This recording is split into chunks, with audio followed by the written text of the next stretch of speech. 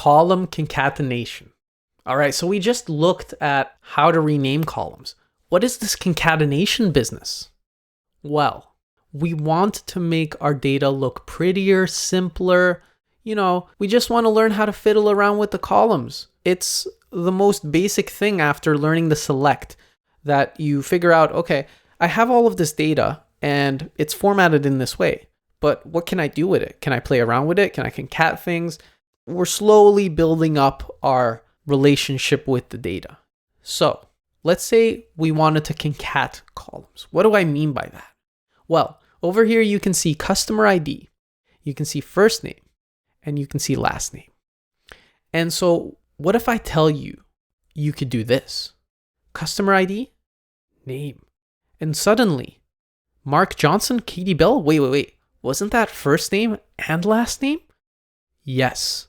You can concatenate columns together. You can squish them together to form one column. And you can even put spaces in between to make it easier. So how would we go about this? Well, I'm going to show you. So let's go into the employees database and let's try a column concatenation. So we're going to concatenate the first name and the last name of the employee into one column. That's the exercise we're going with. All right, so here we are in Valentina DB, and we were in the employee database. So let's go over to titles real quick, and let's do a select star from titles. And let's see what that gives us.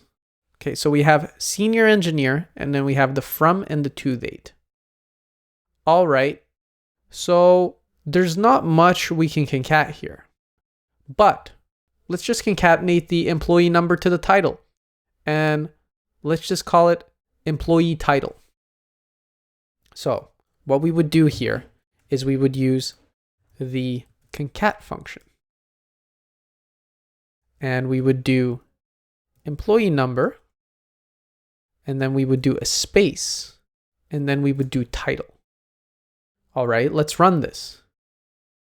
So this is how we did a string previously, but that's not working for us. Single quotes are for characters. Now let's run that. So when you concat, what you're basically doing here is, you remember when we renamed columns and we would use the double quotes to rename it? Well, when you use concat, you can insert text. And for text, we're going to use single quotes. So let's do that, because double quotes are referring to a column name. So if we do this, we can see that. Okay, I got it. Is A. All right, so let's do that. 10,001 is a senior engineer. 10,002 is a staff. But hey, what happened to our column name? When you run a function like concat, you basically need to rename. So let's do it as employee title. And let's execute that. There we go, employee title. Boom, that's how you concatenate. So let's look at that a bit closer. You see, when you do concatenation, you can concatenate text to text, or you can concatenate columns together. And like I just showed you, text is done in single quotes, whereas renaming columns is done with double quotes. It's because you're renaming the column. So just remember, when you use the concat function, use single quotes. All right, so let's get into some exercises. So if we go over to the employees database, what I want you to do is column concatenation. And what I want you to do is concatenate the first and last name of the employee into one column.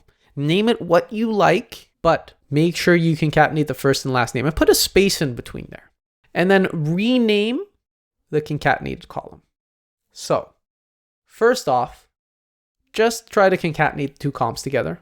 Maybe put a space in there and then rename the column. You can pause the video now and go try it out. All right, I hope that worked well for everyone. So here is an example of that query. So select employee number and then concat first name, space, last name as full name from employees. It's as simple as that. We've now concated two columns together with a space in between the data, and we renamed the column. Who knew? So easy.